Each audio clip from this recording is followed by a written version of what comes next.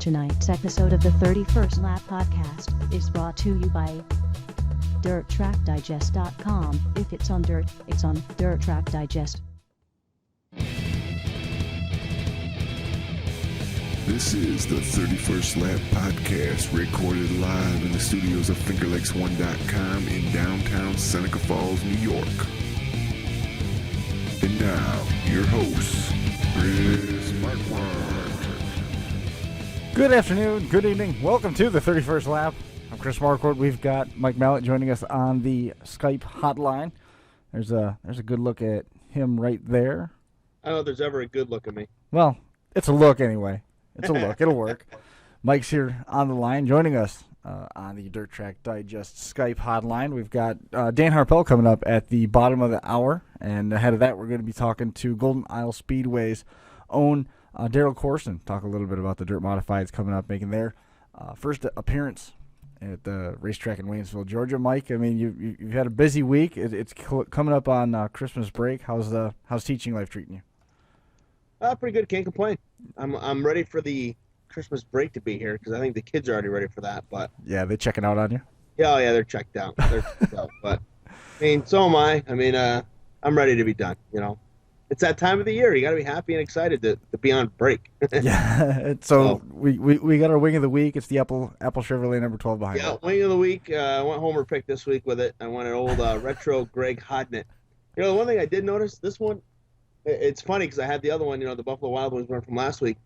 To see the size difference between the two wings. I mean, this is the early 2000s, and the other wings that I have, most of them are newer models, so they are much, much bigger. I'd say, 3 to 5 inches bigger on the edges and the sides. So really, definitely different. But I had to go Homer pick here. I'm a Hodnett fan. You know, I think last week we talked about all the wing panels in here, so they're all Greg Hodnett's, the ones hanging from the wall anyway. So this week's choice. Who knows what it'll be in the future? But this week's choice is Hodnett and the Apple Chevrolet wing. How'd you come up with this one? I just really like this wing. No. All the cars, Greg Grove. That's my favorite. So. It was one of the neatest looking cars for sure, but what I was more looking for was how did it end up being in your house? Well, the same way all the other ones have. I spent too much money. That's fair. It's for a good cause. It's for a good cause. So right. I can't. Again, it all goes to injured drivers' funds and all that. So there was a furry cobra that just made a cameo. Yeah, kitty cat. So you liking the Skype thing or what? Uh-oh, that's not good. Looks like we might have just lost Mike. There he is. Hey, it worked out. You liking the Skype thing? I love the Skype thing. I mean, it makes my life easier, not that I don't enjoy driving 2 hours a night, but this is definitely a little bit easier to do. And I like the set that you've got working there. I do. I like the wings in the background and everything. Yeah. I just need a couple spotlights, I think, to make myself a little bit brighter. Not that the glare off my head doesn't help with the lighting, but I definitely need it to be a little bit brighter, and I think we'll be good. So, hey, we're still learning, though. We're still learning. I think it's fantastic that you spend a little bit of time before the show starts powdering your forehead so the glare isn't that bad. Yeah, did my makeup and all of that. So, and tonight, if you hear anything beeping, I got a little laundry in, so. We're just adding all sorts of elements. We're adding laundry to the show. So. You got to keep it diverse, right? Yeah, we're having fun. It is. Speaking of, I got to get my laundry done. I got to go to Trenton, New Jersey this weekend. I'll leave tomorrow morning, bright and early, probably 6 a.m. You beat me to it. I was going to ask you. Speaking of fun, you got all sorts of stuff planned for this weekend. Yeah, it is the second annual Battle of Trenton, and I'll be working that show as the infield announcer. Unfortunately, my bald-headed buddy Shane Andrews couldn't make this one, so I'll be doing it all by my lonesome in the infield. I'll have Bob Marlowe, Earl Krause will be there as well, but it won't be the same without Shane. I do enjoy a good weekend of announcing with Shane Andrews, and hopefully him and I will get to do a little bit more of that in 2015. But that hasn't been officially decided yet, so I'll just tease it at that and leave it there. But it's right around the corner, isn't it?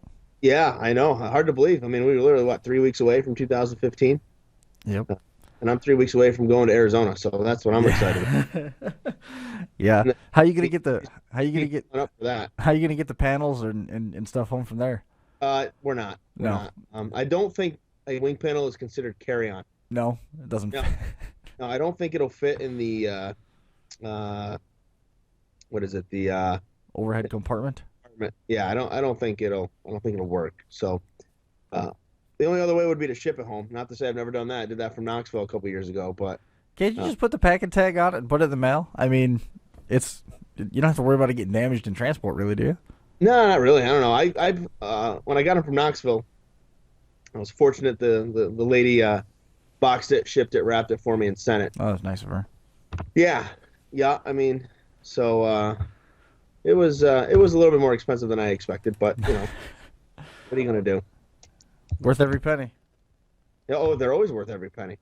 So I can, I will never complain about what it cost me to buy them. It's my choice to buy wing panels, and I love them. So I saw a picture of a Steve Payne car on that East Coast Dirt Modified 1980s page. Dirt Modifieds. Yeah, I saw a picture of the white Nice and Easy car, and I got a piece of that panel at home, and I got a piece of that car, which I was like, hey, I remember that car.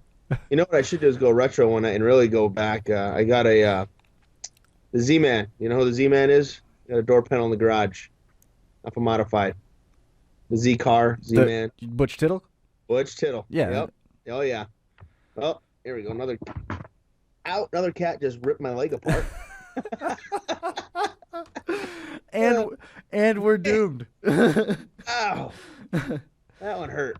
You gotta love it. It's just, you gotta love having 15 things going on here. My goodness. Right now I'm trying to flip between the chat room and everything else. So in the midst of all this, should I try and get Daryl Courson on the phone? Yeah, if you want. I mean, I can talk a little bit about this weekend's schedule if you're going to the Battle in Trenton second annual. Give you a little rundown of how the events there are going to go. It is at the Sun National Bank Center right in Trenton, New Jersey, racing Friday and Saturday night. Friday, the practice begins at 11 a.m. They started loading trailers at 8 a.m., so that's a little early, but 11 a.m. practice.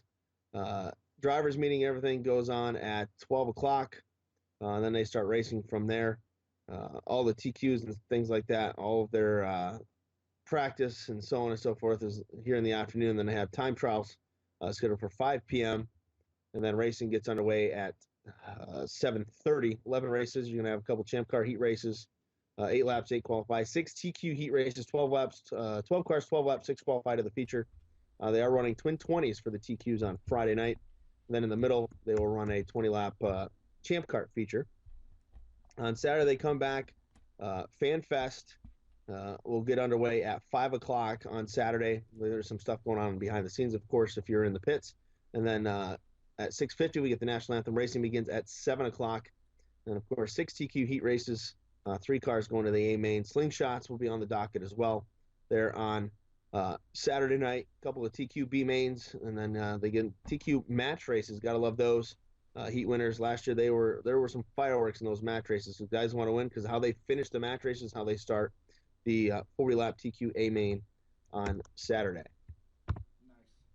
How are we doing over there, Chris? Nice. We're doing real good. We've got Daryl on the line from Golden Isle Speedway down in Waynesville, Georgia. Daryl, welcome to the program. Thank you. How y'all doing up there this evening? We're doing outstanding up here because the little bit of snow we got this morning has all since melted away. We've had rain all day, so we're all happy for the time being. We're one day closer to spring. There you go. We don't get much of the snow down this way, so we're good. Yeah, we rub it in, Daryl. Rub it in. we know, and we're all jealous of it. Yeah. Appreciate you coming on the show tonight. Just wanted to talk a little bit about what you've got going on down there at the track and how it all came about that the Northeast Dirt Modifieds were going to be in competition down there in early 2015. Yeah, we're bringing them in on February the 15th, paying $4,000 to win. Been talking with them. I had a few come last year and tested some before they went on down to Volusia. That kind of hit me in thoughts of bringing them in and talking back and forth with some of the guys that come here, and finally got this thing put together this year, and I think it's going to be a good show. Well, I think it's great. I mean, we've heard a lot of good things about the track from the late model circles, and a number of the guys that run modifieds up here have spoken highly of the track going down there and doing their tests and things along those lines. So it's already got sort of a built-in following, and to have the guys stop in there for a show on their way down to Volusia, I think it's going to be a real nice kickoff for the season. Yeah, I do too, and like I say, I've had a bunch of guys calling me, and already had some fans calling and getting camper spots and asking, inquiring about seating and stuff. So it's getting out there, and that's the good thing. I want to continue it to get out there because we still got a few weeks before it happens, and I think it's going to be great. I'll talk with Danny Johnson, I think it was yesterday, a little bit, and he's interested and excited about it. And other ones is called. I talked with Tim McCready, and naturally he's got other plans, but he said that he would help, spread the word. He had a lot of friends out there racing, and he would, tell them about it also. That's awesome. So pretty good response so far from the Northeast Modified guys. Are you excited to hear that kind of response from these guys, and did you expect that kind of response? Yeah, I'm excited about it. I was hoping it would be good, and like I say, there's something different coming to this area of, Georgia. Had never had nothing like that around here, and I'm glad it's going to be the first time here. And a lot of the fans is replying to it, and they all excited. I'm excited. The whole crew here, is excited about it. And it's, it's just a big event for us, especially to bring in something that's never been at this track before. I know we've talked on the phone and we've talked about your purse. I posted a story. It's on Dirt Track. I just want to post it when you and I had the chance to chat again. You're paying a pretty good purse, and to give those, and it's a nice little chunk of change to get those guys going. Why don't you talk a little bit about the purse that you're paying and what guys can expect when they come to Golden Isles? Yeah, it's a pretty nice purse. It was something I talked with Jimmy Phelps a little bit and some of the team partners of Shepherd, and we just, they was telling me, to come down. It costs money, which I know that. So I wanted to put something out there that would entice them to come on down a little early and make them a little change going on into Volusia. So we're paying $4,000 to win. Second is $2,000. Third is $1,000. 10th place, I'm paying $500. From 18th on back through 24th is $300 to start. So I mean, it's pretty good money. The total purse is $16,650. Wow. That's so that guys looking for a place to race early on. And I know a lot of guys want to get a chance to test their cars before they get to Volusia. So this is that opportunity, and you mentioned that's kind of how the whole deal came together. Talk about what else you have that weekend for, I know I was looking at it. I see you got some sprint cars on the docket too, so fans get a chance to see the big blocks and some sprint cars. Yeah, we got a series that's in Florida. It's called the Top Gun Sprints. They'll be here. Actually, this is a Saturday and Sunday show. If they're coming in on Saturday, I have the Neesmith Crate late models coming in both nights with them also. If any of the northern guys come in early, I'll have a practice session after we run them that night, give them a little track time. We talked, and I know it's a long haul down, and, some of them may get here in time, some may not. But if they're here and they want to make a few laps, I'll have plenty of time for them to get them a few laps on the track. So maybe that'll entice them to come on down early and have a good practice night afterwards. Or pick up a ride in a backup car. Yeah. Why not, yeah, right? That's true. Yeah. Get some track time. The big blocks is the first time ever here, and the sprint cars, I haven't had them here, or the previous owners it's been over 8 years, so that's going to be a big deal too. Have both of the series here at the same time. So looking forward to a big crowd of fans and drivers from everywhere, coming in. What's the local buzz at this point about bringing the Dirt Modifieds in and the sprint cars coming back to Golden Isles? Oh, they all, everybody calling, they talking about it. The week before we had the Super Bowl, the Lucas Oil deal, and now people are buying tickets for both weekends. When they call in buying tickets and camping spots, they want to get them for both weekends. So that's a plus. That just means we're doing our job, getting it out there. With the help of everybody up your way, it's really buzzing, and all the fans around here is excited because, like I say, if they don't get to go to Volusia, they watch them on TV and knowing they come into the hometown track, it's pretty exciting. That's cool. The response sounds like it's pretty positive, Mike. Yeah, talk a little bit about the Super Bowl. I've always heard about the Super Bowl racing and with the Lucas Oil late models. Talk a little bit about that event, because that's a huge event for the late models. Yes, it is. It's we're running it the 5th, 6th, and 7th. Thursday night, paying $7,000 to win. It's a Edwin Coggins Memorial. This guy, he's a fan, been around forever. He was at our track last year, and he passed away here at the track. Had a massive heart attack, and his family and I got together over the season and put together this little deal to have a memorial race for him. And we're doing that on Thursday, and then we come back Friday and Saturday with $10,000 to win both nights for Lucas. And then I also run a kind of a local series. It's called the Southern Thunder Late Model Series. Mm-hmm. I'll be paying them $2,500 to win on each night. Thursday night will be a $1,500, but the other two nights $2,500. Looking for a big field of late models for that weekend. A lot of people calling. We are selling tickets left and right. Camper spots, RV parking, everything's going good. So the whole 2 weeks is really building up to be something else. If there's one thing that we talk about second to racing, it's got to be camping. There's so much conversation about camping. I mean, and I love the fact that the racers, the race fans, and the racers alike are both looking to come into the area and stay and spend a little bit of time and get to know it, get a little bit more intimate. That's good to hear. Yeah, we have right now. We have about 80 camper spots. They're welcome to come in early and stay. It's $35 a night. There's power and water and everything's there. So I mean, it's nice. It's right here at the track. You're in walking distance of everything, so it's really nice.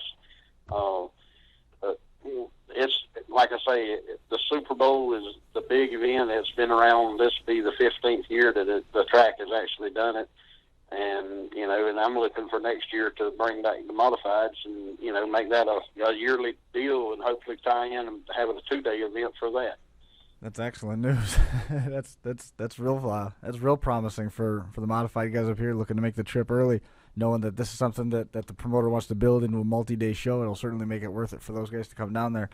For the fans that don't know, tell us a little bit more about Golden Isles, about the track itself. We've heard some great stories about Earl Pearson pulling 3 wheels off the ground when he came off turn 2. There was so much bite in the track. It was the way back when it had that bright red surface that was just unmistakable. In the late model circles, it was a staple in the Georgia racing community. Tell us a little bit more about the track. Yeah, it's a 4/10 mile track. It's clay. It's South Georgia clay. We actually get the clay. It's like 8 miles from the track, and it's on a hunting club. The man down there, we found it one day testing around and found some, and been putting it on the track for the last 12, 14 years now, and wow. It's really good. It's fast. We have moved all of our lighting from the inside the track to the outside. In the process of getting all that wired up now, we had a guardrail around it. We're actually changing that and putting concrete now, getting rid of that guardrail stuff because that's dangerous and right. Don't look good after people beat on it for a couple seasons. So we're putting actually right now they're pouring concrete this week and getting that done. We have plans for more VIPs. I mean, it's really a nice facility. If you've never been, it's a really nice facility, and we're working at making it even better. Is this the same? Is this is a different surface then? This track, if I recall correctly, this track at one point was a really it was a mixed surface. Now you've resurfaced it, and it's pretty much exclusively South Georgia clay at this point. Yes, it's all Georgia clay. It used to be what they call oil base. Right. It was clay and oil mixed years ago, and it was a big, huge 5/8 mile track. If I'm not mistaken, Daryl Lanigan, when I redone the track for the previous owner, he qualified 174 miles an hour with a dirt late model. And Scott Bloomquist them actually told him that, he could not be willing to die to run that track as fast as it is with them riveted cars, So we changed it after that and downsized it. This track's actually been changed about 4 times since 2000. So I think we got it where we want it, and it's just an awesome track. We have good attendance every week. We have anywhere from 85 to 100, 110 cars. Roughly 1,800 fans come in every race we have, and it's just a real supportive track. That oil-based story has been in the late model community for a while. That made some circles, and the speed not only translated to 174, but there was Georgia State Police that were working. If I recall the story correctly, Georgia State Police were basically working security, and the guy had a radar gun and was clocking him going into turn 3, and it was clicking off those crazy numbers like that. It was just incredible to hear, and as you said, some of the prominent names in the late model community said maybe you want to think this over, because that's a little fast for a late model on dirt. And Mike, man, they'd haul the mail there. That's impressive. I gotta tell you, that is very impressive. That was Lanigan's lap, and then Earl Pearson. There was pictures circulating of Earl Pearson coming off of turn 2, and the only tire on the track was the right rear. He was hooking up so hard and pulling so hard it was only the right rear. He had pulled the rest of the car right up off the ground.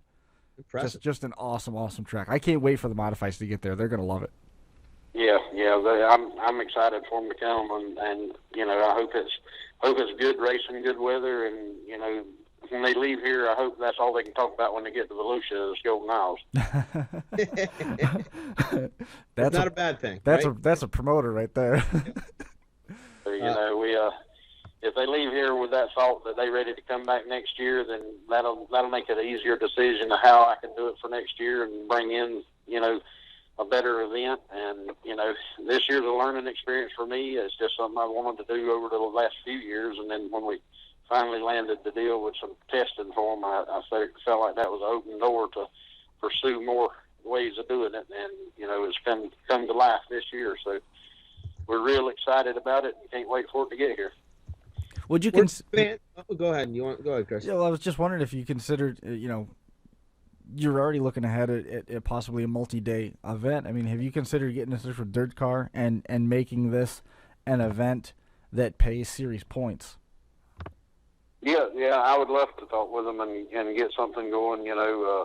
I've talked with Mr. Scott Nickey, I believe it is, a time or two, and haven't talked with him much lately, but I'd love to get with him and see what we could come together with and make this a huge event. I mean, I'd love for it to be on the road to Daytona, to have a huge event leading into Volusia, and because this is the only time of the year they come this far south, and I'd like to make it a huge event every year. Step it up, and get them involved, and see what we can do. World Finals Part 2, Mike. Think about it. I'm fine with that. But World Finals, I enjoy the chances to go down in February and not freeze my butt off every day. So, so the fact that it could be in the 50s, that's pretty exciting. So. Yeah. We've had weather in the 50s. One year we had a race and it was actually snowing while we was running our feature. So it fluctuates from cold to warm to nice to really cold to, so you always come prepared for the South Georgia weather, just like you would up there, because you never know. It might be sunny and warm today, and tomorrow it could be in the 30s. But I went up to the PRI show, and the weather up there is so much different than down here. And I was thinking, this weather's a little chillier. The same numbers, but it's colder. But it's a different kind of cold. The weather down here, hopefully, it's going to be nice where everybody can get out and enjoy it, and have some good memories and pictures of the Modifieds on the Golden Isles. Excellent. Mike, what you looking at? What are we getting in the chat room? We had some people asking when you're looking at the track itself. The photo that's on the website, is that the old track layout around the outside of it? Is that how big it used to be? If it's an oil-based style, a black-looking track, that is the old track. Okay. Yeah. Because people were checking out your website and doing the research here in the chat room. That's one of the tracks. We downsized it. The one with the white guardrail around the outside, that was the size, and we downsized it to the one that you see now. Okay. All right. Wow. So we significantly brought it in, and it's a real racy track. They run 3 and 4 wide all night at times, and it's just a racy track. Are there unreserved camping spots without hookups? And if so, what would that cost? Again, these are just questions some of our fans have. We have a chat room that's live, and they're just asking some questions. We have 80 with power and water, and then if they're not hooked up, we don't charge them a thing. They can back up out there. We got an area out there that we can put them in, just let them camp there on their own power and source, and we don't charge them a thing. We're just glad to hear. How about that? Keep pictures here, so won't charge them nothing. Do they call that Southern hospitality? Good. You know, we welcome everybody, and we work with them best we can to make their stay here the best it could be. Fans looking for information about Golden Isle Speedway, tell us a little bit about your website, Facebook, and all the ways that they can get in touch and find out more information. You know, if they can't find it on the website. Okay. On the website, it's goldenisleSpeedway.com. And the track phone number is area code 912-778-3767. Facebook is Golden Isle Speedway Park. We have a lot of people on there. Then we have one that's just GIS, which is Golden Isle Speedway. They can hit up on that one. We'll do a lot of posting on that. And my personal number, you know, it's on the recording. If nobody answer at the office, it'll go to that, and then I'll get the message or talk straight to them. And we have, you know, just numerous of different places out there that's helping advertise this and, you know, getting it off the ground. And I appreciate everyone that's doing that, even with the drivers that's helping out to make this happen. So there's a lot of ways to look at it and find it, and we'll be sending links to different ones, you know, to link straight to our website. And if anybody's interested, just give us a call, and we'll let them know everything we can about it. Excellent. Well, Daryl, man, I sure appreciate you coming on the show. Is there before we let you go, is there anybody that helps run the track on a regular basis that you wanted to make quick mention of before we let you go? Yes, my wife. She's the one that runs the office. She answers most all the calls when she's here. She has another job, and she comes here after work. She works here as long as I do in the evenings, and her name is Amy. When they call, they'll probably be talking to her. I have a couple others. Dara's here. She's here some with her, helping her. And then I've got a few workers out on the field that helps me. And the owner of the place is Mr. Johnny Langdale. Without him, none of this could happen. So that's the main man right there. So, you know, he's allowed me to do this and pretty much give it to me in my control and said, make something happen. So this season on my schedule, we have 6 10,000 to win races at this track. So we're going out there. We're doing a lot, making things happen, and changing stuff every day to make this facility better than anything around. Excellent. Daryl, man, I appreciate it, and you know, keep in touch for sure. Want to know more about what's going on down there. We'll look forward to it. Race on the 15th of February. Dirt Modifieds are going to be invading Golden Isle Speedway in Waynesville, Georgia. It sounds like it's one you don't want to miss. Yep. Thank y'all for having me. Thanks, Daryl. Good one, Dale. Thank you. We'll talk to you soon. Thank you. See you soon. Daryl Courson, general manager of Golden Isle Speedway. Seems like a really cool dude, and boy, with all the different configurations and iterations that track's gone through, they sounds like they got it dialed in the way they want it right now. You know, I knew I heard of that track before, and I could not remember how. Well, you and I have talked about it. Yeah, I know. And then you brought up the oil clay mixture, and I'm like, okay, that's exactly what it was. That's why I know that place.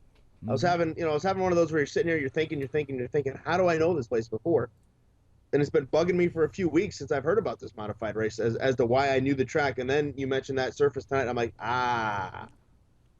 makes sense. Makes sense. Yep. Have you been there before, Chris? No, I haven't had a chance to get there. I want to, but haven't had a chance to get there yet. I wanted to see it in the old configuration where it was still the oil-based track. You just want to see how fast they go. Yeah. I mean, can you imagine? Can you imagine? I can't imagine them going that fast. That is insane. I mean, but it looks like, if you look at the photo on their website, it looks like it was a huge track. Enormous. Like a 5/8 almost? I mean, yeah, that's what it looks looks like. like. Yeah, it was 5/8. Yeah, that's nuts. That's moving. I mean, that's 175 miles an hour on, like, Bridgeport. Ooh. In a late model. Well, what was it? It's like asphalt, right? Basically that oil clay surface, from what I've heard. It's real sticky, right? Yeah, it's real grippy. Yeah. I mean, it's like starting the it's basically like starting the process of rubber down, but it's like that top to bottom. Wow. Interesting.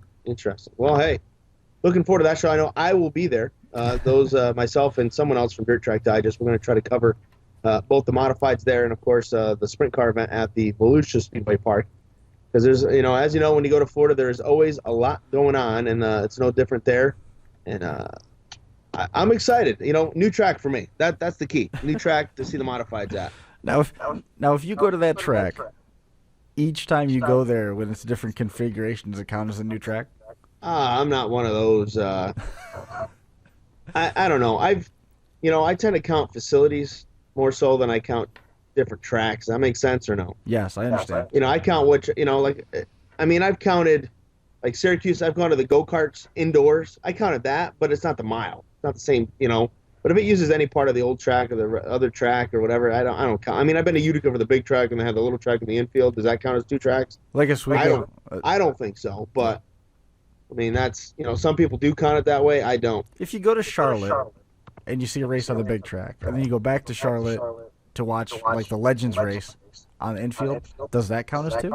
I don't know. I mean, is it a separate track completely? It uses the front stretch, uses pit row. I don't know. I mean, I count that as the Charlotte. I would count it as Charlotte pavement because it's one facility, and then Charlotte dirt because it's a second facility. I'm talking. You go over to the dirt track. I'm saying. Right. I won't count it. I don't think I would count the inner track as something different. I mean, if you wanted to, if you're into that track chasing, then go ahead. Do you get to count? Do you get to count the tracks that the modified used on the backstretch of Daytona? Did I count that? I don't know if I did. Maybe I did or didn't. I'd have to look at my list. Oh boy, that one's a tough one. Yeah, but that's still on the track. I mean, I guess I don't know if you can. I mean, if we're going that route. So now you got to reevaluate your track list. Yeah, I know. It depends on what I'm going with. I mean, because I'm almost to 100, but if I counted that, then I'd have to go back. Right. And if you didn't count it, will you add it now? I don't know. I mean, maybe I will, but depends on if you're at 99 or not. No, I'm not at 99. I'm not that high yet. I'm up there, but it's not 99. So I'm gonna grab Dan Harpell real quick. Okay, that works. Think about any other news that came out this week. We had some various things. Again, anybody looking for information about this Gold Mile thing, you can check out their website. Also, I have put a story on the front page of Dirt Track Digest. So if you're looking to read some of Daryl's stuff that he mentioned in this and didn't get a chance to get all the details, it is written there on Dirt Track Digest. I had a chance to talk to Daryl earlier this week, and I wanted to post that up today instead of waiting until or putting it up early, so that way I gave him a chance to talk a little bit about it first, and then it's already there. That way people can read about it afterwards. So again, it's available on DIRTtrackDigest.com, the front page, and you're looking for that. I mean, nice purse for that show, $4,000 to win, $500 for 10, $300 to take the green, so not too bad again. Over 16 grand. So it's pretty good, huh, Chris? Over 16,000. Yeah, it's not bad. Yeah, it's not a bad purse at all. We got Dan Harpell joining us on the Dirt Track Digest hotline, the new promoter of Penn Can Speedway. Dan Harpell, man, welcome to the show again. Hey, it's good to be here. How you guys doing? We're doing pretty well. How's the new job fit? You got this new gig at Penn Can Speedway. Well, it's a work in progress. We're getting everything lined up, getting things together, working on scheduling, and lots of things going on. That's for sure. It seems like it would be busy this time of year, getting everything in line and trying to race down all the details to put a season together. It's sort of the second year in a row that you've done this, that you started a little bit on the later side. You got a little bit more cushion here with the Penn Can situation. Started a little bit on the later side. What you trying to plan anything big or make any major changes over there, or trying to keep it status quo for now? No, I think pretty much status quo. I mean, maybe a couple of minor things. We'll do a couple of different things in the schedule, but pretty much everything's going to stay pretty much the same. Like they say, if it ain't broke, don't fix it. And right. And they were pretty successful there, last year, and so I don't really see, that's to make much of a change would be kind of stupid. So we'll keep it pretty close to what it's been. What sparked the change? For what was the catalyst that brought you together with Penn Can?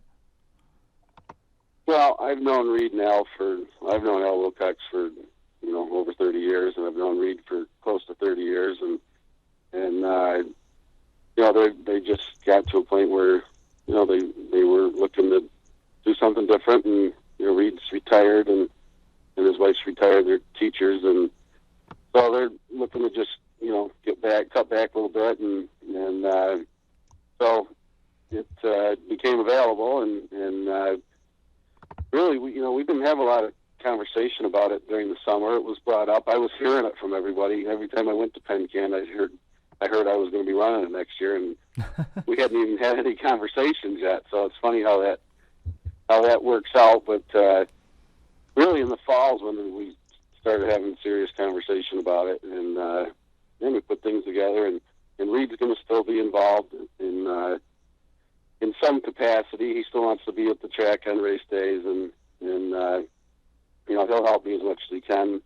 But he's pretty much stepped aside, but he'll be there and to help where needed. And if I'm at Yates County, then he can be there to cover things for me at Penn Can. So I think that's the big question. We've been getting some questions in the chat room and from people. What is going on at Yates County? I know everybody that we've talked to enjoyed your time there and what you were able to do with Yates County last year. Where do things stand right now at Yates County? And if so, you're going back. How tough is that going to be to do the 2-track deal on a Friday night? Well, that's a loaded question. I'll tell you, first I'll start by saying I had an awesome summer up there. I really enjoyed my time there. I met a lot of great people. We had a good summer. We had a very successful season. Overall, it was just a really great experience, and really proud of what we were able to do in such a short period of time, getting in there so late. So, I have every intention of being back there next year. We just have to work out the details, and we've been negotiating back and forth a little bit. And so, I'm hoping to have everything in place here very soon. I would like to have had it in place by now, but, we got a couple things we have to iron out before we, move forward to next year. But I am planning on being there. As far as the challenge of doing 2 tracks on a Friday night, certainly that's a challenge, but I've got my 3 sons that are heavily involved in what we do, and Tyler, my oldest son, is going to basically become the general manager at Yates County and oversee things there.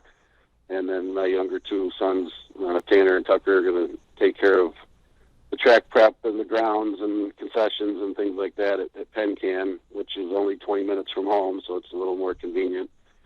And I told the kids, I'm just going to stay home on Friday nights, make it easy for me.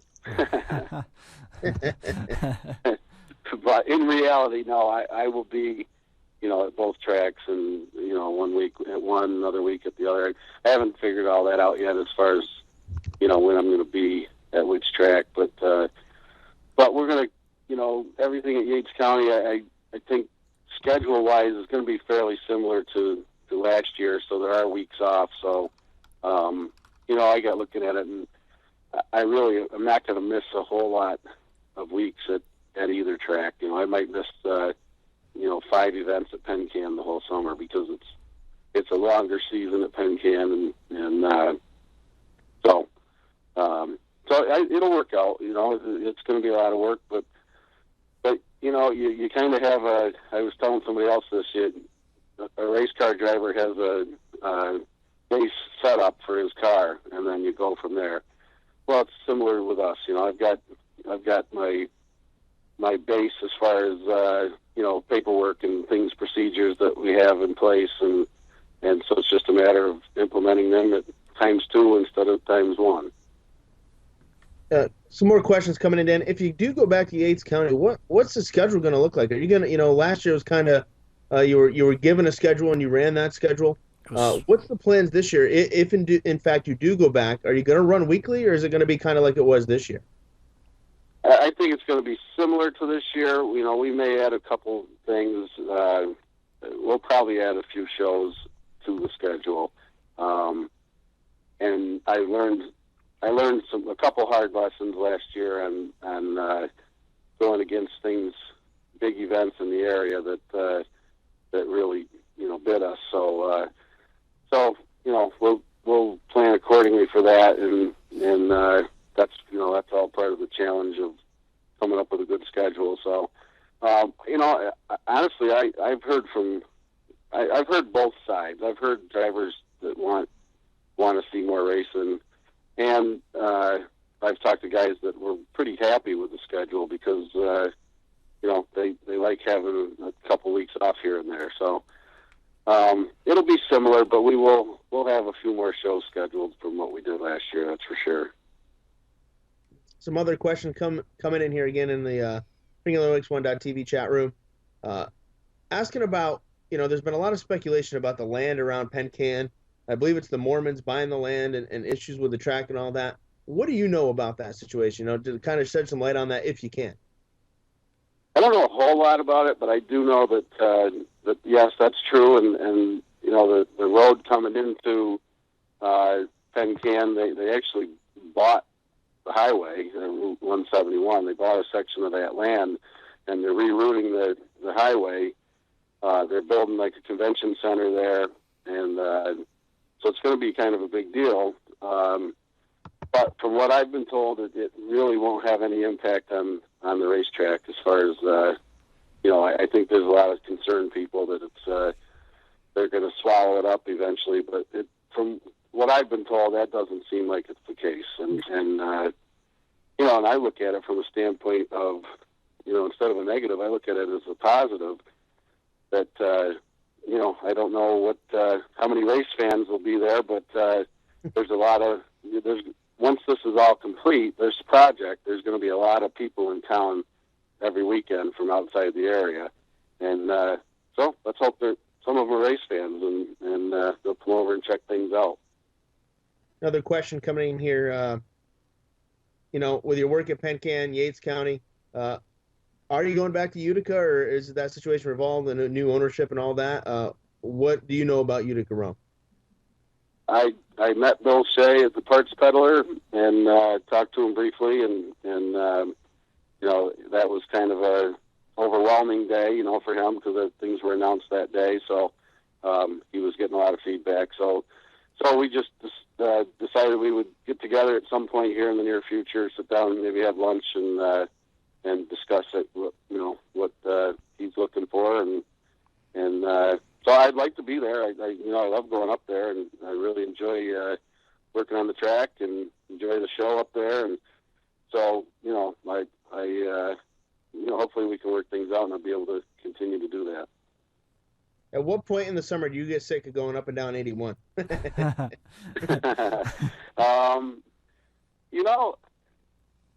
don't know. I'm still a race fan. I'm still a big race fan, and you do get tired. I can't deny that. But I really enjoy it. I just think it's stuff that I enjoy doing, and it's fun, and I'd rather be busy than bored. I just like being active, and I just like to be on the go and doing things, and I don't like sitting around. So I enjoy it. I do. It does get old. I'll tell you, it gets old on Sunday night at around 2 in the morning when you're on your way home after a long weekend, Yes. and you get to about Whitney Point and you start nodding off, but usually one of the kids is with me, at least one, and they keep me awake, or they finish driving home. So, but overall, I enjoy it. It's stuff that I love to do, and so as long as I enjoy it, I'll just keep trying to do as much as I can. Another question. Again, the chat room's hopping tonight. Everybody wants to know about Yates and Penn Can this evening. So, Nick Wary, a sportsman campaigner, asked, what are the plans for the Modifieds or the 358s at Penn Can, Yates County? And are you doing the Grit Sportsman Series at both tracks? The Grit? You said Grit? Yeah, Grit is one of the questions, and also wants to know about modified involvement at both places. Well, everything will stay the same at Penn Can. And yeah, we will run Grit Series events at both tracks. Nice. As far as Yates County, we won't run modifieds on a weekly basis. I just can't.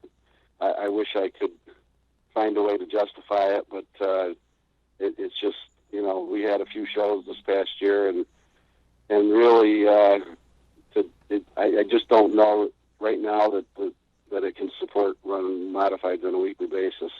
However, we may one of the things I'm looking at Yates County is, we're going to have our, 4 core classes, which would be Sportsman, Street Stocks, IMCA Modifieds, and the 4-cylinders. And then each time we run, I may do a different class, a 5th class that, whether maybe 1 week it's Modifieds, 1 week it's 305 sprints, 1 week it's late models, 1 week it's micro sprints, something like that. So there's a little bit of variety there. So it's something different each time. Hey, another question here. This will make you chuckle. Are you still training for the Olympics? Well, I still want. I'll tell you what happened. I won the World Senior Games in the discus, and I won the State Games of America, and I was doing really well, and then I ruptured a disc in my neck. Ironically, a disc from throwing the discus, and had disc replacement surgery last November. So I was kind of on the shelf over the winter, and I was able to start working out and throwing again in May. Was when I got cleared to start doing that. And this crazy little thing called Yates County Speedway kind of came up in the middle of all that, and pretty much took all my time away. And so I never got an opportunity. I threw one time, literally threw one time last summer just to see how I felt, and I felt good. But time permitting, if I have time, I absolutely want to compete again. I really enjoy doing that, and it's a lot of fun. But I think if my time was limited last year, it's going to be cut in half again this year. So I don't know, but I do. Truthfully, I really want to be able to start training again and compete at least one more time, just to say that I did after having that surgery, because it was pretty major surgery. So just for my own satisfaction, I guess. So you must know Harry Schwartz then. Who? Harry Schwartz. I don't know. I'm not sure. Oh. He does both of those. He does shot put and discus, and he's a guy from up this way. Oh, okay. That has gone and competed in pretty much everything that you just named all over the state. And okay, yeah. Yeah, and that it is fun. It's you meet a lot of good people, and I really was getting into it. I was doing a lot of traveling. I won the Florida Games and the Nutmeg State Games in Connecticut. I set a meet record, and I started getting these crazy thoughts in my head that wouldn't it be neat if I could go to the state games in every state that has state games and win a gold medal, and but that's never going to happen now. So right. For sure, but It's not time-wise, Friday night. Yeah. it's a lot of fun. Yeah, as long as they don't do it on a Friday night. Yeah, actually, the Empire State ones are in Portland. That's on a Friday, so that's out of the question. So I have to go out of state to do something else. But we'll see what happens. But I got to say one thing, Chris. I'm directing this to you. Yeah. And we talked this summer. I told you about it, but I'm not going to say that I'm a big demo derby guy by any stretch. I have to say that the demo derby that you called at Yates County, excuse me, was the most entertaining. I've never heard anybody call it a demo derby like that. I mean, usually it's there's a smash. And you were giving details, and I was really impressed, and you really made it pretty interesting to me. So, thank you. Thank you again for that. Well, thanks, man. It was a ball. I had a great time over there. Well, you're so passionate about it. It was great. It was nice to see, and like I said, I'd never heard anybody call it demo derby like that. That was pretty neat. You did a great job. Well, thanks a ton, man. That's great to hear. It's I got to pick on him the rest of the night now because of that. I know. Yeah,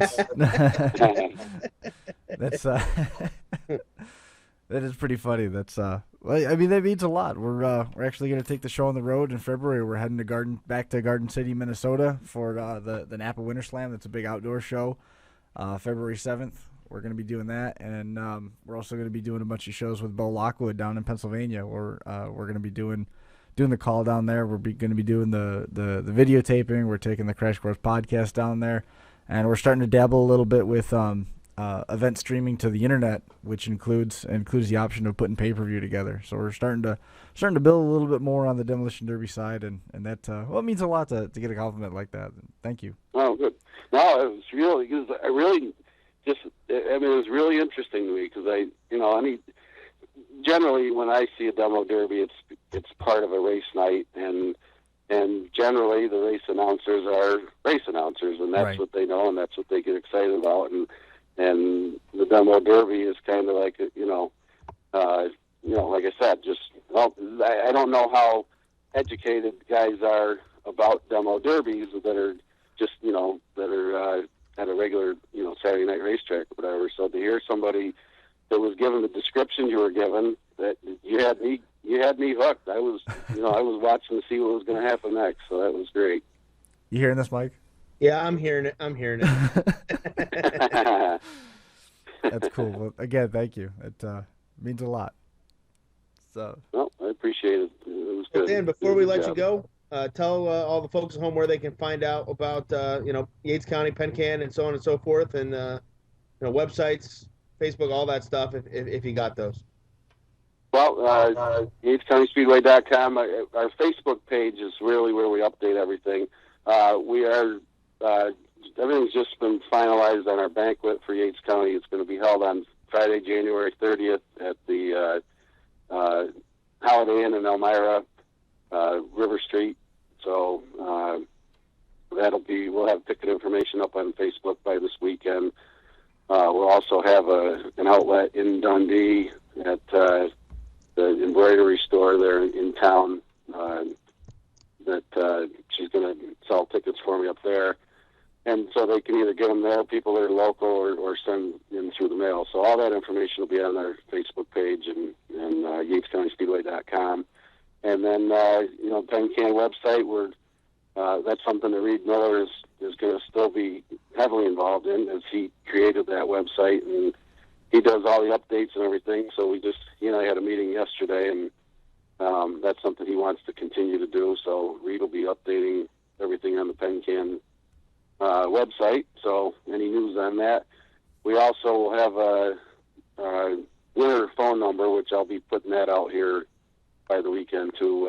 We've got a winter office hour or winter office phone that people will be able to contact me at for any information about Penn Can, which is the same thing we do for Yates County. We've got the winter office number, so that the office at the track in the winter time, there's nobody there to take those calls. So all that information can be found on the Facebook page and on the websites. A couple last questions here. They just came in the chat room, and I'll wrap it up with these. Someone asking, any ice racing in Yates County this winter, and are you still going to be a 5 mile point? And are there any improvements going on at 5 Mile too this winter? Will there be ice racing at Yates County? Absolutely not, unless I get up there and drive the pace car down the road fast when it's icy. Other than that, that's about it. I plan on being up there in the wintertime occasionally, selling advertising and sponsorship and whatnot. But no, we don't have any winter events planned. As far as 5 Mile, that's absolutely, I'll be there, and that's literally a quarter mile from my house. It's been in my family for 65 years, and so yeah, I'll be there on Saturday nights, and everything. The problem running as late in the season as we did at 5 Mile is it doesn't give you a lot of time in the fall to do a lot of stuff, to the track and everything. So we did get it buttoned up for the winter and did some work to the track itself before the snow hit, and we'll get back on it in the spring and get it ready to go for the once again held over Southern Tier 100 that got weathered out this year. Any final questions online? Oh, that's it. We're good. Excellent.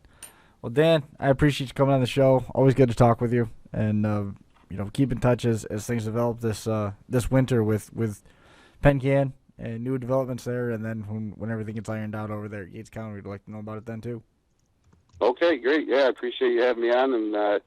And one thing too I wanted to throw out there quick is street stocks. I've had guys calling me about that, and the rules that we went with. That actually, Walt Allen came up with a set of rules for the Empire 100, and it's a fantastic set of rules that really allows everybody from everywhere to race and be equal and competitive. And so we're gonna, and they were pretty close to the rules that we had, but we're gonna adapt those rules for moving forward for both tracks actually. And so because I had a lot of questions on that, so I just wanted to get that out there, and we'll get those up. They're actually on the Facebook page. If you want to go back to October and look back on it, you'll see the whole listing of the rules. But no, just in closing, it was a really good year. I really enjoyed my time there, and just met a lot of great people and had a great staff, and just thoroughly enjoyed myself. And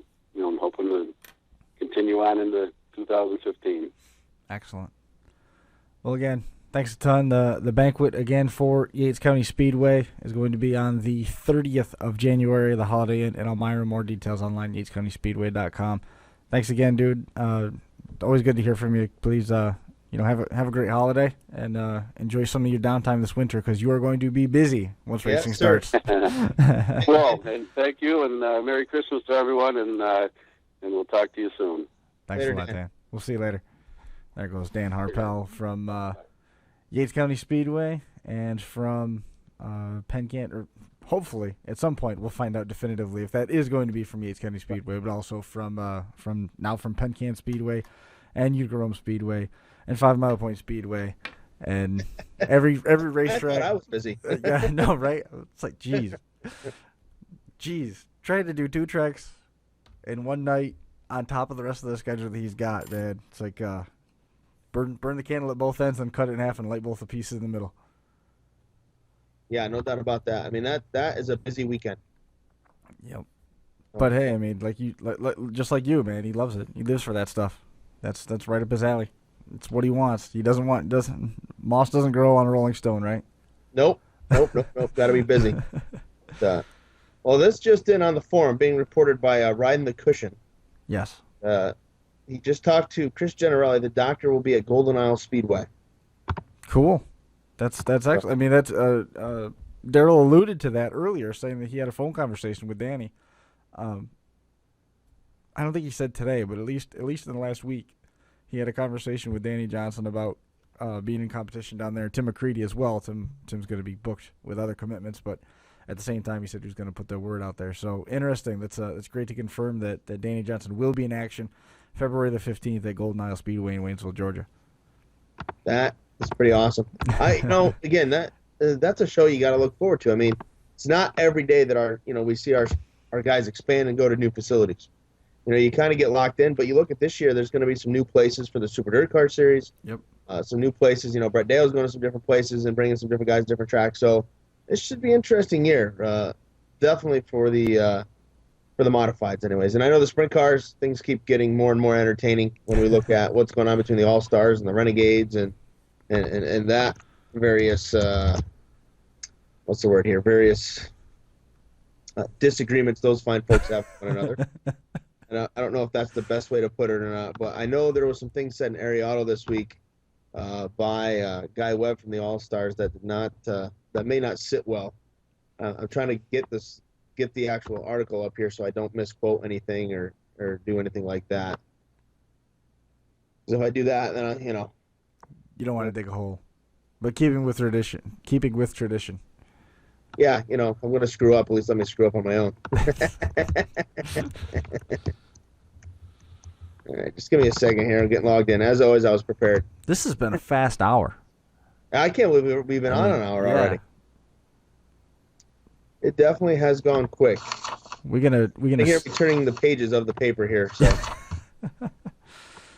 Do you while you look that up, next week Thursday is Christmas Day, and the week after it is New Year's Day. Do you given that we've got the Skype line up and running and we're going to be on break, did you want to do a 31st lap? Take next week off and do a 31st lap at some point during the course of the week. Pick a different day. Yeah, I don't think I can. What is it? So it's the day after Christmas, the 26th, right? Yeah. And it'll be New Year's Day. New Year's Day I cannot because I will be in transit to Arizona. So what I was actually thinking was between Christmas and New Year's, like 29th, 30th, somewhere's in there. We could get together even during the day. Yep. Well, this is the quote I think I've been hearing a lot about, and this is the one that didn't go very well. The Shane Helms organized Renegades group contains several former All-Star champions, including Tim Schafer. This was Webb's comment. You cannot sell a series with B and C level talent, said Webb. If you look at Tim Schafer, Chad Kemena, Danny Smith, and Greg Wilson, they are all 45 to 50 years old that are trying to hang on. There's a certain time that it's over, and they have to move on in their career. They're just trying to prolong it. Ew. Whoa. And there you have it. And that appeared in Ariana Racing News, correct? Yeah, Lenny Salmon's this week. So, wow. Yeah, that's a little harsh. So that just happened. Yes, that did just happen. So I can't wait for next week because I hope there's a rebuttal. Yeah, that's gonna be an ugly situation when it's all said and done. I think we talked a little bit about it last week, didn't we? Right. Briefly. Just the two sides just not seeing eye to eye. They're obviously upset with Guy Webb and some of the Point Fun stuff and those various things. And, I understand that. Guys want to get paid. So. And they didn't think Guy treated them fair. So, as a result, they started their own deal. And now it's going to be, interesting to see how it all plays out. I know the Renegades have been booking a lot of races.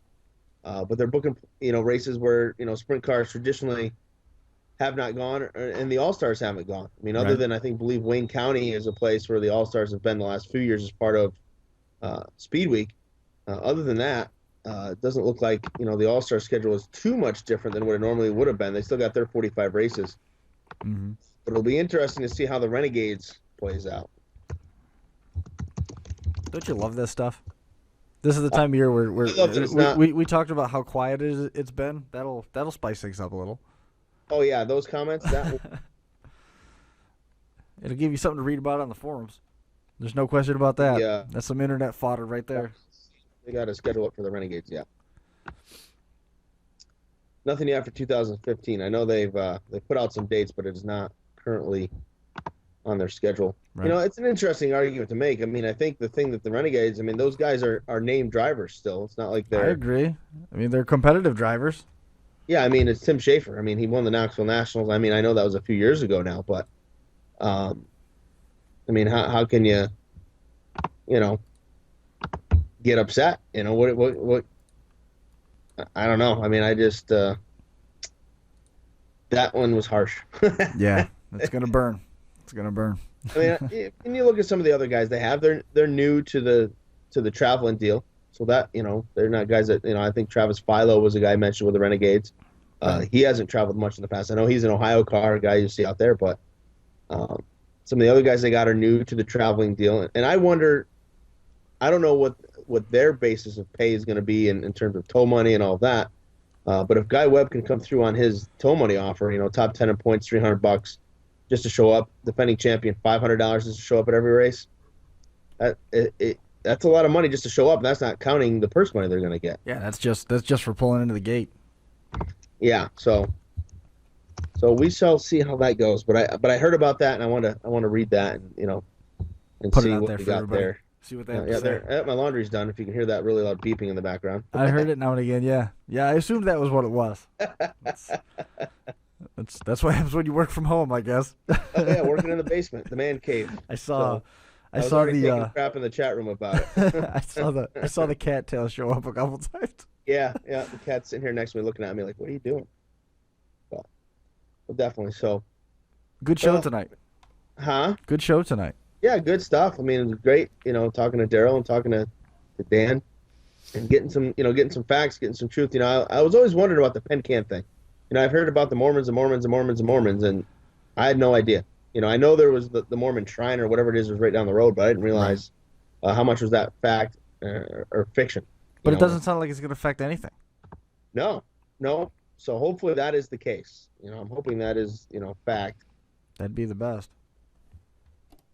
Ooh, man. So hopefully they'll make it through tonight here.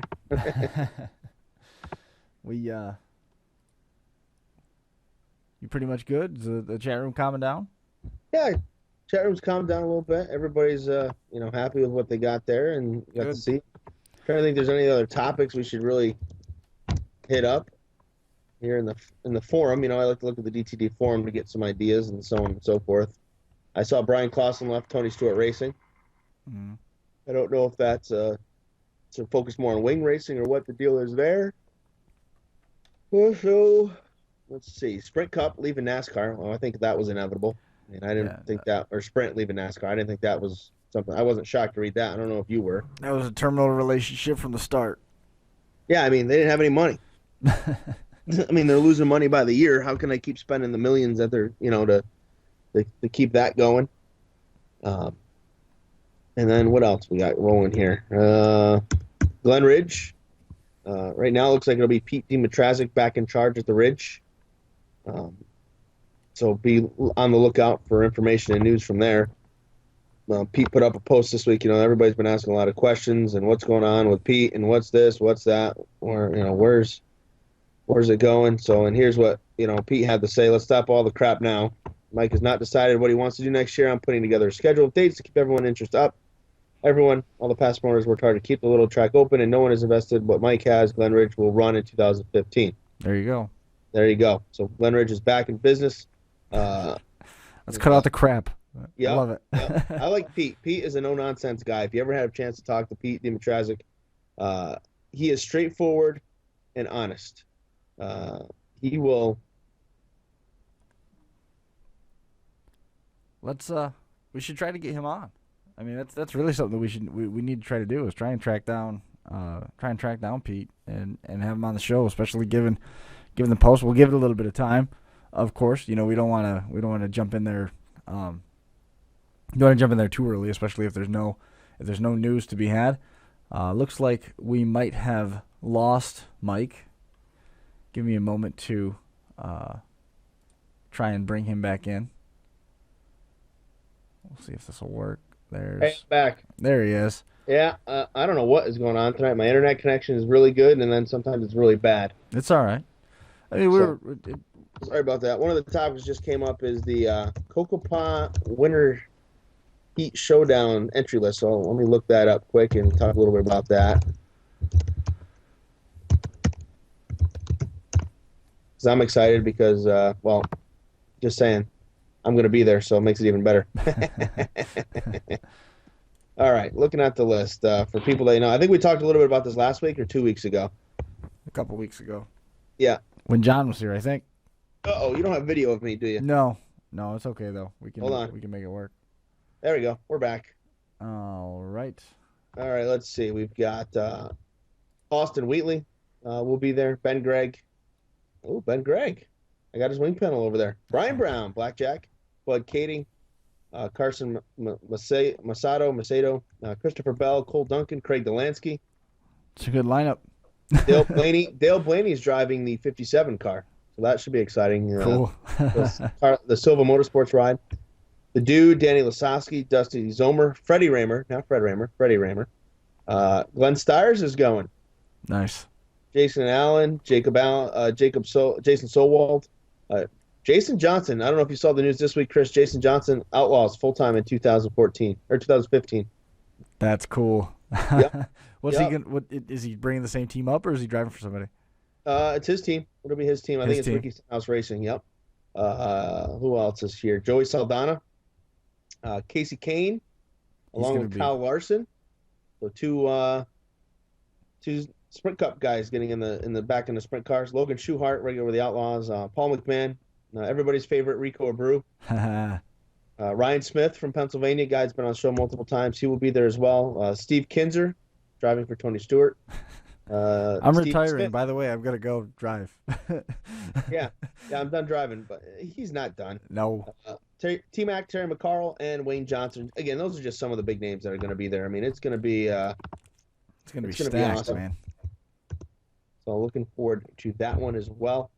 And again, that's here in a couple weeks. What is it? The dates on that one, of course, is January 2nd, 3rd, 6th, 9th, and 10th. So if you got a spare $500 lying around, you want to fly to Arizona, there's your place to go. Perfect. My Christmas present to myself.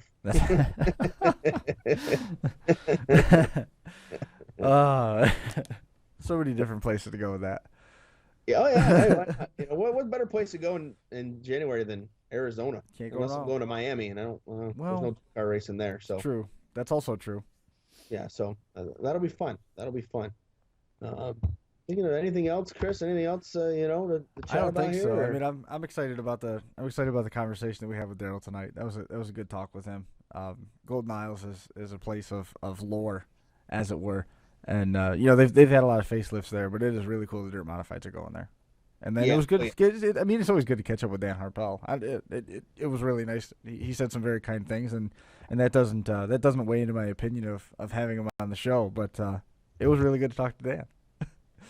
Brett Dale just informed me that he will be at Glen Ridge. Their date is still on, whether Pete's running it or Mike's running it. Oh, good. Second. So, Nice. If anyone's wondering, regardless of who's running it, it will be the Short Track Super Series will be at the Glen Ridge Motorsports Park for the first time. Brett's the man. He is on top of it. Yep, he's listening in, and commenting on things like that. So he's pumped up about that, and I'm sure that'll be a show I'll try to get to. I don't think I got to Glen Ridge last year, unfortunately. Just didn't fit in the schedule, but hopefully this year I'll be able to get back and check it out. I know the place is a lot different than the last time I was there when you see the pictures and stuff and so on and so forth. So look forward to getting back there and checking that out, of course. So taking pics from Arizona. I will be taking some pics, but luckily Brent Smith is going with me. And anybody knows Brent Smith was the Eastern Motorsports Press Association photographer of the year last year, and he will be going to take pictures. So he's better at it than you. Yes, exceptional. He's one of the best motorsports photographers going. Cool. Takes some great stuff, and we're fortunate to have him as part of Dirt Track Digest. I know he takes a lot of stuff for us and does an incredible job, and I can't wait to go. Him and I always have a good time together. We have fun, so looking forward to traveling out. I got to meet him in Philadelphia here in a couple weeks, and we're flying out together out of Philly, so that'll be a good time. Excellent. So what do you think? I mean, we're an hour and 15 minutes. That's right where we want to be here in the wintertime. Yeah, it's what we've been shooting for. We covered a lot of topics tonight too. Yeah, good stuff. I mean, for a time of the year when there's not a ton going on, I think the Golden Isle thing is definitely going to be a bonus. It's going to be going to be pretty awesome. So, yep. Excited about that. Other news this week. If you missed it on the front page, Jeremy Elliott had a nice little story. John Trone coming back to car ownership. For those that don't know, John Trone used to own Greg Hodnett's car last year, or 2 years ago now. Greg drove for him prior to the 27 car. Tim Glatfelter will be in that car. So just throwing that out there if you're a sprint car guy or girl. I am a sprint car guy, obviously. But so that was big news for me. And it's good to see John coming back. What the positive thing was is you don't see car owners coming back much. Yeah, once you're out, you're out. And right. It's good to see. Nice it's good to see somebody coming back into it. Yeah, his health has improved, and he will be back. So excellent. That's pretty awesome. Good. So that's all I got, man. Yeah. Well, Mike, I mean, if I don't talk to you beforehand, you have a great holiday. Everybody listening at home, everybody have a great holiday. Screw that holiday crap. Merry Christmas. Yes, Merry Christmas. Merry Christmas and Happy New Year. Yes. All right. You good? You get that out? I just like saying Merry Christmas. Come on. Listen, if you celebrate something else, so be it. But, so be it. For most of us, it's Christmas. We're day to open up and hopefully get more diecast. There you go. Oh, man. What's funny? You know what my tradition is? Giving my dad a diecast. Yeah, that you don't want anymore. You take one of yours off the shelf and give it to him. Yeah. Blow the dust off and put it in the box. Here you go, Dad. That's funny. So, But we'll keep you up to date on the programming schedule, what the plan is. Next week, obviously, we're going to be off, but sometime between Christmas and New Year's, we'll try and get something together, and then we'll be off on New Year's Day. So stay tuned. We'll get more details out there for you. And on that note, for Daryl, for Dan, Mike Mallett was on the Dirt Track Digest Skype line. I'm Chris Marquardt. That's going to do it for us. We appreciate it, guys. Have a safe holiday if you do travel. And a Merry Christmas, Mike. A Merry Christmas. Thank you. You too. We'll see you later. Later. Uh-oh. That didn't play. There it goes.